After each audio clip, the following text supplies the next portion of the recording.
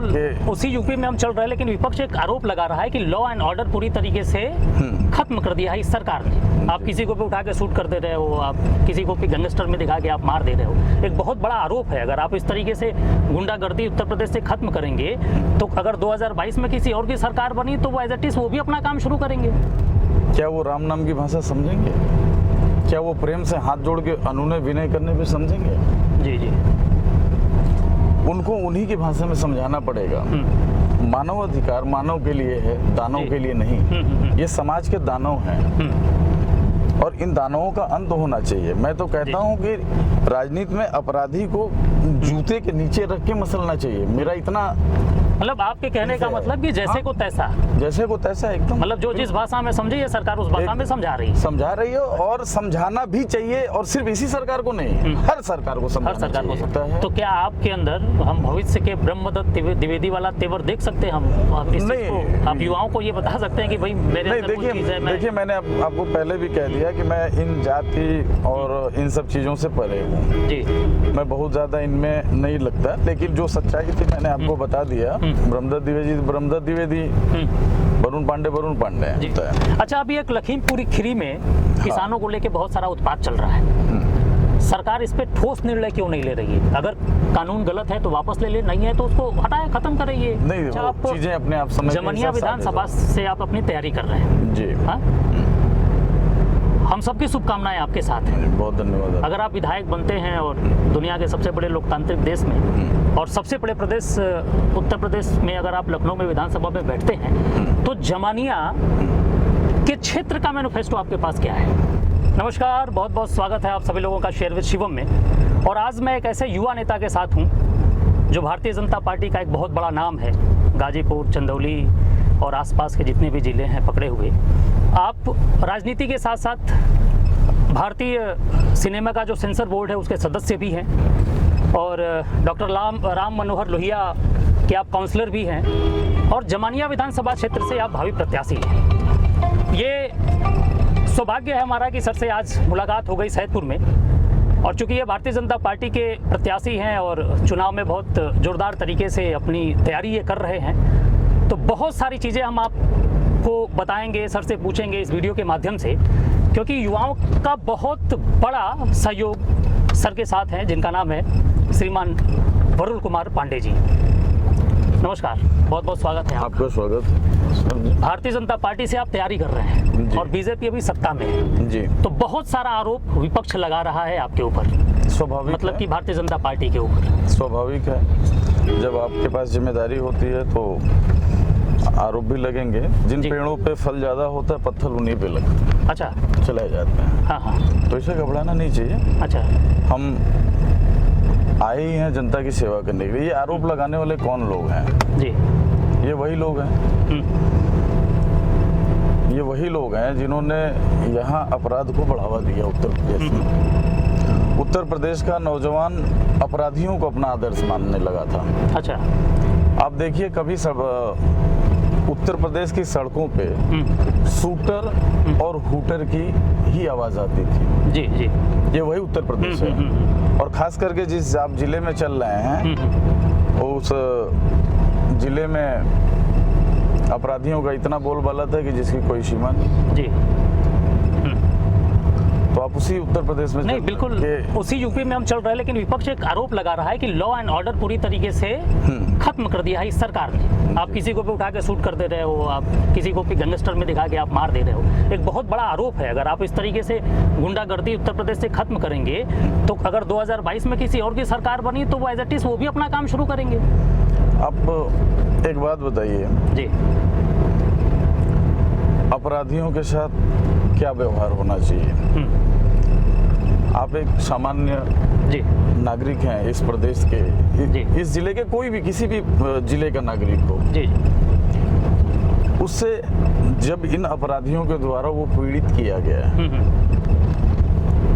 पीछे भी था अभी भी, ये जो बाहुबलियों का जो सिंडिकेट है, जो सिस्टम है जी, ये जो तमाम सारी चीजें हैं, इसको तोड़ा जा रहा है। अच्छा। इसमें बुराई क्या है? और दूसरी चीज हम तो कहते हैं कि जो अपराधी हैं जी, इनको एकदम मसल के रखना चाहिए। तो उसके लिए एक संवैधानिक तरीका है ना? हाँ, देखिए ऐसा है कि एक मैं बात से आपको समझाऊंगा। जी। आप भी युवा हैं, हम भी युवा हैं, समकक्ष हैं, आप हमारे भाई की तरह जी। हैं। अपराधियों से निपटने का क्या तरीका है? वो कौन सी भाषा समझते हैं? क्या वो राम नाम की भाषा समझेंगे? क्या वो प्रेम से हाथ जोड़ के अनुनय विनय करने पे समझेंगे? जी जी। उनको उन्हीं की भाषा में समझाना पड़ेगा।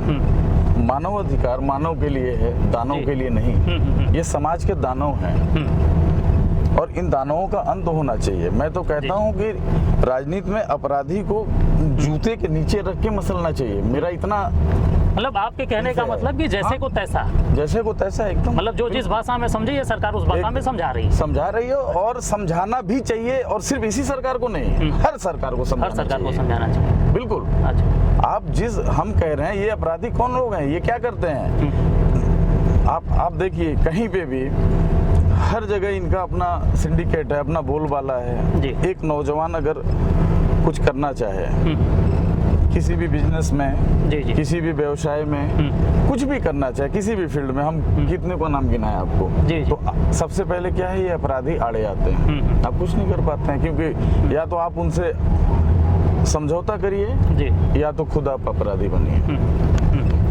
तभी उनसे लड़ पाएंगे। चलिए मैं एक उदाहरण देता हूँ। ये सड़क बननी है और एक टेंडर निकल गया। जिस सड़क में हम चल रहे हैं अगर इसका टेंडर निकलता है, क्या एक आम सभ्य ईमानदार पढ़ा लिखा व्यक्ति जो अच्छा काम कर सकता है, क्या ये इसका ठेका और टेंडर ले सकता है? नहीं, जो ठेकेदार है वही लेगा। नहीं, ठेकेदार में भी बहुत पढ़े लिखे ठेकेदार भी हैं, अच्छे भी हैं, ईमानदार भी हैं, क्या उनको मिल जाएगा? घूम फिर के इन अपराधियों के पास ही जाता है। अपराधियों की देखिए सीधी सी बात है, अपराधियों का ना कोई जात होता है, ना धर्म होता है, ना मजहब होता है, ना कोई ईमान होता है। जी। बहुत मतलब ये सरकार पूरी तरीके से अपराधीकरण पे 100% रोक लगाने के लिए तत्पर है और उसके तहत ये कार्यवाही देखिए इसके तहत। अच्छा, एक बहुत बड़ा आरोप मोदी जी, अमित शाह जी, योगी जी, सभी लोग, मोदी जी, अमित शाह जी राष्ट्रीय स्तर पे और प्रदेश स्तर पे योगी पूरी तरीके से तैयार है और होना भी चाहिए। अच्छा। देखिए मैं इलाहाबाद यूनिवर्सिटी से छात्र रहा हूँ छात्र जीवन में, तो चूंकि मैं उत्तर प्रदेश को बहुत करीब से देखा हूँ, 12 साल हमें 15 साल भारतीय जनता पार्टी से जुड़ के हो गया। इसी उत्तर प्रदेश में कभी तमाम नाम थे, बाहुबली, मैं किसी का नाम नहीं लेना चाहता और ऐसा नहीं है कि किसी से मुझे कोई भय है। जी। क्योंकि मैं इनको कुछ ये जो अपराधी हैं इनको हम कुछ नहीं समझते। इनका सीधा एक तरीका है, अपराधी अगर खाकी से नहीं डरेगा तो समाज में जीना समाज का दुभर हो जाएगा। ये किसी को जीने नहीं देंगे। नहीं, बिल्कुल किसी भी समाज में अपराध का कोई जगह नहीं है। अच्छा, एक और बहुत बड़ा आरोप लगा भारतीय जनता पार्टी के ऊपर। मैं ये सवाल आपसे पूछ रहा हूँ क्योंकि आपका नाम वरुण कुमार पांडे जी और आप ब्राह्मण हैं जी, और बहुत जोर शोर से ये एक मैंडेट चलाया गया कि भाई ये सरकार ब्राह्मण विरोधी है और उन लोगों ने सैकड़ों लिस्ट आपके सामने रख दी कि विकास पांडे को मारा, वो तिवारी को मारा, वो शुक्ला को मारा, वो मिश्रा को मारा। तो क्या ये सही है? नहीं, देखिए कुछ गलतियां, चूंकि मैं ब्राह्मण हूं इसलिए आपने प्रश्न किया है, हालांकि मैं बहुत इन जातिवादी मानसिकताओं से परे हूं। जी। मैं चाहता हूं कि राष्ट्र का विकास हो, विश्व में हमारे राष्ट्र का नाम हो, तरक्की करें। अब आती है बात ब्राह्मणों पे कि ब्राह्मणों के साथ ये तमाम सारे जो अन्याय हुए हैं वगैरह। मैं स्पष्ट कहना चाहता हूं, इस उत्तर प्रदेश में ब्रह्मदत्त द्विवेदी के बाद कोई ब्राह्मण नेता है जो कह सकता है कि हम ब्राह्मण नेता हैं? अच्छा। सीधा नाम लेते हैं। ये तमाम जो मंत्री बनाए गए उत्तर प्रदेश से ये बने हुए हैं, ये अगर ब्राह्मण के साथ अन्याय होता है तो इनकी नैतिक जिम्मेदारी है ब्राह्मणों का विषय उठाएं और आज ब्राह्मण समाज को विचार करना पड़ेगा और सोचना पड़ेगा कि हम किन गलतियों से, उत्तर प्रदेश में एक अच्छी खासी आबादी है, हम सरकार बनाने की हैसियत में हमेशा रहे हैं। जी। इसमें कोई दो राय नहीं है। लेकिन हम इतना उपेक्षित, पीड़ित, शोषित, वंचित क्यों हैं? कारण क्या है? उसके तह में जाना पड़ेगा। ब्राह्मण जो है शस्त्र भूल गया है, शास्त्र भूल गया है, संध्या बंदन भूल गया है, गायत्री भूल गया है। तो इन चीजों से आपको रूट पे आना पड़ेगा जब आप में तेज नहीं होगा। एक बात। दूसरी चीज है, आप अपराध की तरफ चले गए, किसी न किसी पार्टी से आप प्रभावित हुए, तो जाहिर सी बात है गलत करेंगे तो आपको दंड मिलेगा। जी जी। हो सकता है कुछ कम बेसी दंड का प्रावधान हो, कुछ जाहिर सी बात है कि जिनके पास कुछ पावर होता है किसी के पास, तो थोड़ा ऊंच नीच होता है। मैं इसका विरोधी हूँ जी। हाँ, मैं इसका विरोध करता हूँ। अगर कोई भी है उसको सीधा समाज में मुखिया ऐसा होना चाहिए कि वो सभी के साथ न्याय करे, जिसमें कोई दो राय नहीं है। नहीं, उनके आरोप ये लगा था कि जब इनको अरेस्ट कर लिया तो गाड़ी पलट के एनकाउंटर करने की क्या जरूरत थी? आप लाते संवैधानिक तरीके से कोर्ट में पेश होते, सुनवाई होती, फिर जो होना होता वो कोर्ट तय करता। ये बात किसने बताया कि गाड़ी पलट दी गई या जो भी था? ये पूरा का पूरा आरोप विपक्ष का है। नहीं, विपक्ष का है। उसके बाद तो मुख्तार अंसारी जब चले तो ये वो होने लगा कि इनकी भी गाड़ी पलट सकती है। भाई, ये विपक्ष ने जो आरोप लगा उसके पास कुछ वीडियो क्लिपिंग उनसे मांगी है। यही तो बोले थे कि सैटेलाइट को वहाँ झूम करके देखा जाए तो चीजें मिल सकती है। देखिए, ये वही अखिलेश जी हैं जी। इनके चूंकि कन्नौज से हमारे एक युवा भाई हैं सुब्रत पाठक जी, जो सांसद हैं आज, कभी वो भी वहाँ से चुनाव लड़ते थे, इस बार तो सांसद बने। जब सपा के परिवार से हर व्यक्ति सांसद विधायक कुछ न कुछ होता था, उस समय एक मिश्रा जी थे जिन्होंने अन्याय के खिलाफ आवाज उठाई, जो सपा का सपा समर्थित जो भी कार्यकर्ताओं के द्वारा जो भी किया गया था। अखिलेश जी ने कहा कि उस मिश्रा का हमें सर चाहिए, गर्दन, तो वो गर्दन काट के उनको पेश किया गया था। आप कभी उस पे भी जाइए। और ये जो विपक्ष तमाम आरोप प्रत्यारोप लगा रहे हैं कि ये सरकार ब्राह्मण विरोधी है, ये अपने गिरेबान में भी झांकें। अच्छा, सपा के समय क्या हुआ, कितने ब्राह्मण मारे गए, बसपा के समय में क्या हुआ, इससे पीछे कांग्रेस के समय में क्या हुआ, ये लोग अब बताएं। अच्छा, अभी एक लखीमपुर खीरी में किसानों को लेके बहुत सारा उत्पात चल रहा है। सरकार इस पे ठोस निर्णय क्यों नहीं ले रही है? अगर कानून गलत है तो वापस ले ले, नहीं है तो उसको हटाए, खत्म करे। ये नहीं, देखिए, लखीमपुर खीरी और ये जो प्रश्न किया, दोनों अलग अलग विषय हैं। आप जी जी उसको पहले करिए। किसानों के आंदोलन पे आप बात कर रहे हैं या लखीमपुर की घटना पे? चलिए, हम बात कर रहे हैं, अगर किसान आंदोलन गलत है तो सरकार उसको खत्म कर दे, और अगर जो 3 ये बिल वापस करने की बात कर रहे हैं वो अगर गलत है तो उसको वापस ले ले, क्योंकि इससे आम जनमानस का तो नुकसान हो रहा है। देखिए, ऐसा है, भारत एक कृषि प्रधान देश है और किसानों का सम्मान है। किसानों के रूप में कभी किसान आंदोलन होते थे। बाबा टिकैत जी के पिताजी थे, चौधरी साहब थे, बहुत बड़े किसान नेता हुए। देखिए, होता क्या है ना कि भीड़ में उसमें जो कुछ प्रायोजित लोग हैं, वो कहीं से चीजें प्रायोजित हैं। किसान आंदोलन, वो जो बड़े कुछ चेहरे हैं वो तो है ही हैं, लेकिन उनके साथ जो आम किसान जुड़ा हुआ है। अगर आप ये कहना चाहते हैं कि क्यों नहीं प्रशासन उसको लाठी मार के भगा के आंदोलन खत्म, सीधे सी बात है, हम सीधी बात करेंगे, उसमें कोई वो नहीं है। देखिए, ये भारत एक लोकतांत्रिक देश है, यहाँ पे इस तरह की कार्रवाई घटना नहीं हो सकता है। उसका कारण है, अगर गलती से हम किसी को वहाँ पे अगर गलत लोगों को भी अगर हम लाठीचार्ज कर दें या उनको मार के भगाएं, मतलब किसान आंदोलन के लिए, तो उसमें निर्दोष लोग भी मारे जाएंगे। अच्छा। और फिर आप ही मीडिया वाले सबसे पहले चिल्लाएंगे। तो भारत में हमें उन चीज़ों को भी देखना है और किसानों के हित के लिए बातचीत लगातार प्रयास है, ये बड़े स्तर पे चल रहा है और उनका एक गुस्सा है जी जी कई सालों से। ठीक है, हम उनका भी सम्मान करते हैं, धीरे धीरे अच्छा, आप चीजें अपने आप समझ। जमनिया विधानसभा से आप अपनी तैयारी कर रहे हैं जी। हम सबकी शुभकामनाएं आपके साथ हैं। बहुत धन्यवाद। अगर आप विधायक बनते हैं और दुनिया के सबसे बड़े लोकतांत्रिक देश में और सबसे बड़े प्रदेश उत्तर प्रदेश में अगर आप लखनऊ में विधानसभा में बैठते हैं तो जमानिया के क्षेत्र का मैनिफेस्टो आपके पास क्या है? देखिए, जमानिया विधानसभा, चूंकि मेरी जो प्रारंभिक स्कूलिंग शिक्षा हुई है वहीं के सरस्वती शिशु मंदिर से। अच्छा।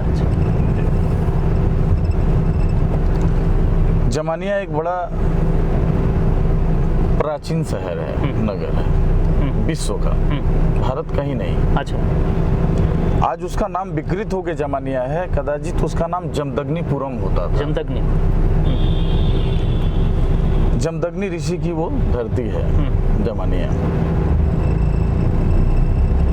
आपने कहा जमनिया को लेके आपके मन में विकास का। देखिए, जमनिया में पर्यटन की अपार संभावना है। पर्यटन के दृष्टिकोण से किसी भी जगह का अगर विकास करना है तो वहाँ पर्यटन को बढ़ावा देना चाहिए और वो अवसर को पहचानना चाहिए, क्योंकि कोई भी सरकार हो, कोई भी नेता हो, वो कितने लोगों को नौकरी दे सकता है? कोई भी सरकार, मैं बड़ा स्पष्ट बात करूंगा, नहीं दे सकते। हाँ, आप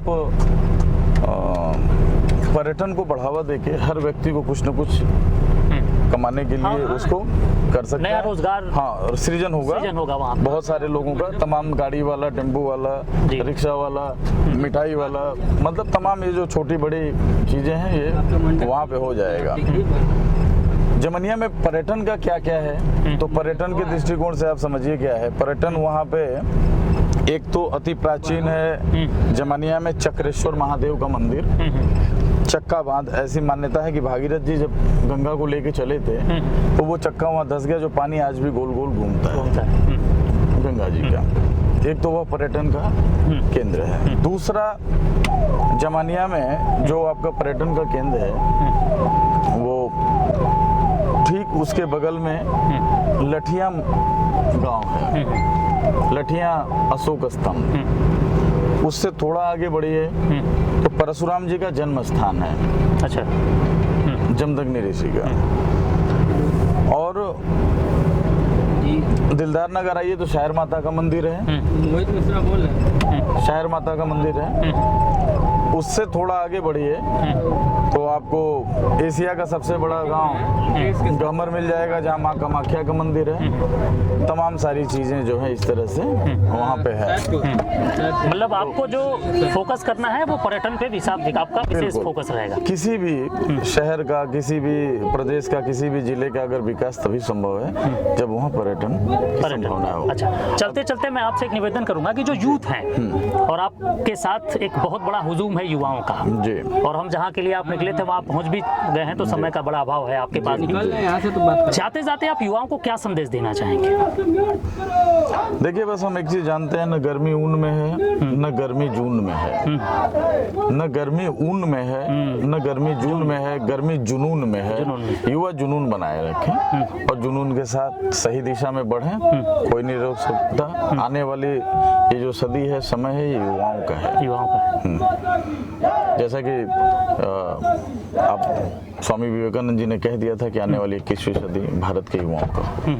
तो अब आप देखिए, आप एक पढ़े लिखे बिल्कुल आप जैसे युवा अगर राजनीति में है और बड़े बेबाक तरीके से आपने अपनी बात रखी, तो निश्चित तौर पे अगर युवा इस बात को समझे, और मैं सभी से निवेदन करूंगा कि 2022 का चुनाव बड़ा महत्वपूर्ण चुनाव है आपके लिए भी और आपके बच्चों के भविष्य के लिए भी। तो आप नेक चुने, सही चुने, और जो आपके क्षेत्र का विकास कर सकता है, चाहे वो किसी भी पार्टी का हो। आपको लगता है कि आदमी आपके भविष्य के लिए, आपके बच्चों के लिए सही है, भविष्य के लिए सही है, तो निश्चित तौर पे आप जाति से, पार्टी के दलगत से ऊपर उठ के आप जरूर चुनाव करें। हमारे साथ वरुण पांडे जी थे, जमनिया के भावी प्रत्याशी। हम सबकी ढेर सारी शुभकामनाएं सर आपके साथ। बहुत बहुत धन्यवाद सर, समझने। धन्यवाद।